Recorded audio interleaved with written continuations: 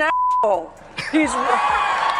And what he brings to my country, what he's awakened in my country, is bigotry and distrust. He tells something, and then you go back and you see what he said, and it seems like the truth both times. He's so terrific at lying. I've never seen anybody so good. I mean, it's just... When Cher goes off, she goes off, and Trump just got hit with a vocal tsunami. She didn't just call him out, she shredded him like a power ballad high. Note aimed straight at his ego, the internet screaming late-night hosts eating this up, and Trump probably rage. Typing in all caps, trying to clap back, but let's be real, nothing can overpower the force of Cher in full drag mode. This isn't just shade, it's a Category 5 diva storm. To tell you something, if someone said that my daughter was a hot piece of ass, I would put my fist through his face. Someone who would bring down the country because he doesn't win does not deserve anything, deserves nothing. He deserves nothing.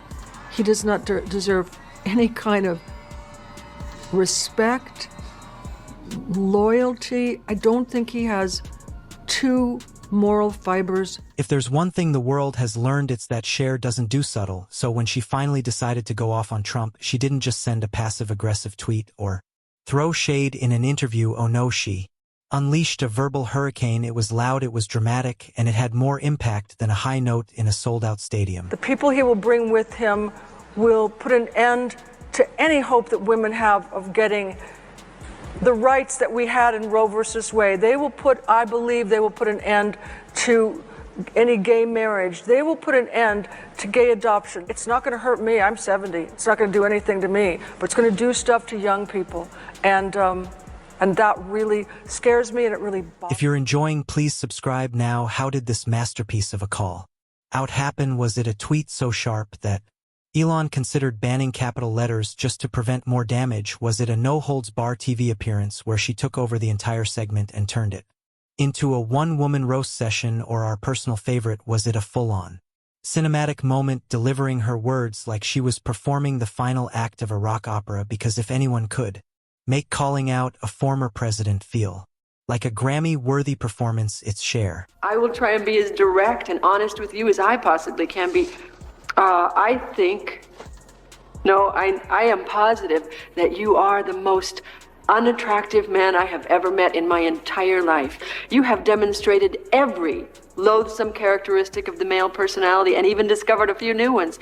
And then the moment heard around the world, it didn't matter if you were scrolling your phone, watching TV, or just minding your own business at a coffee shop. Boom. There it was, a call out so powerful it made people do double takes, rewind, and ask, did she really just say that? Yes, she did. People in America could realize what kind of a person he is. What kind of, yes, but worse than that.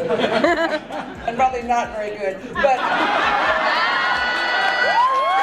somewhere in the golden halls of Mar-a-Lago, Trump probably choked on his Diet Coke. 1 second he was enjoying his usual routine of posting in all caps about ratings polls or how he invented golf, and the next spit take phones were ringing, advisors were scrambling, and Fox News producers were already piecing together an emergency segment to defend his honor. Meanwhile, the internet had already gone nuclear. Twitter X was a war zone, Instagram was a meme factory, and TikTok, oh forget it, TikTok was running victory laps. The reactions were instant and ruthless. People clipped, edited, remixed, and within minutes you had everything from dramatic slow motion replays of Cher's words to musical remixes where her voice was auto-tuned into a full-blown diss track. And let's not forget the celebrity reactions. Some posted cryptic laughing emojis, others went full she said what she said. Even those who usually stayed out of politics were grabbing their popcorn like they were front row at one of her concerts. Cher had done it. She dropped the mic, walked off the stage, and left the world spinning. The only question left was, how was Trump going to react? And more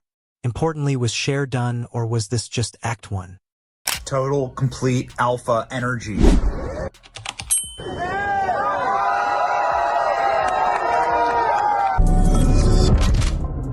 You could feel it coming the moment Cher let loose and torched Trump. It was like setting off a firework in a gas station. There was no way he was going to let it slide, and sure enough, just as the internet was catching its breath from laughing, boom, Trump detonated on Truth Social. Fury, all caps, exclamation points flying like confetti. It was a meltdown for the ages. The man went into full damage control mode, frantically pounding out a response as if his phone had personally offended him. His usual Playbook came out in force, deny, deflect, insult, and somehow make it all about himself.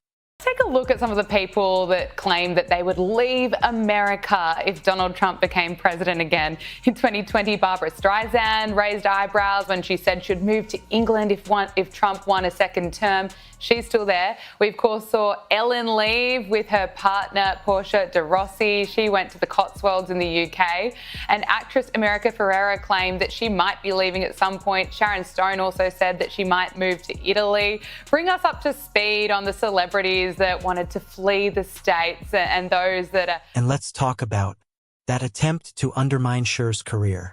Because really coming for someone who has dominated music, movies, and pop culture for a literal generation, who has more awards than he has failed, businesses who has survived everything from Hollywood to Twitter wars without breaking a sweat, bad strategy, but here's where it got even better, the accidental. Cellphone Trump was so eager to dismiss Cher's legacy that he ended up listing all the decades she's been wildly successful. It was like watching someone argue that Michael Jordan wasn't that great while reciting his championship wins iconic. Meanwhile, his inner circle had entered full panic mode. The damage control crew was working overtime, scrambling to make sure he hadn't just boosted Cher's career even further while trying to take her down. Fox News was gearing up to twist the story, probably labeling Cher a Hollywood elite out of touch with real Americans or something. Equally tired, but the internet wasn't buying. Like on paper, he looks so good, you know. He was brought up rich. He had a good education. He's got all these young chicks. I don't know how young, but he's got all these young chicks, and he just keeps trading them in on younger chicks. And he's got all this money, and he's famous, and still he's such a... And then came the inevitable, the nicknames, because of course Trump had to slap together some kind of childish, bizarre attempt at an insult. It was supposed to be devastating, but instead, it sounded like a rejected drag queen name. Cher, the queen of reinvention, the master of style, could have turned any of his weak jabs into a brand deal. If anything, she was probably already getting offers to trademark and sell t-shirts with whatever nonsense he blurted out. But the real difference between them, Cher didn't even need to respond. She just let the world do the roasting for her while Trump was spiraling, raging, and trying to clap back. She was somewhere sipping a cocktail, laughing at the chaos she just created. I believe, you know, none of us are perfect, but I believe she's genuine, and I believe, unlike Trump, who his friend of 20 years said the other night, Donnie Deutsch, said he doesn't want to be president. He wants to, he said no one's more surprised than him. He wants the crowds, he wants the adulation, doesn't give a about the woman.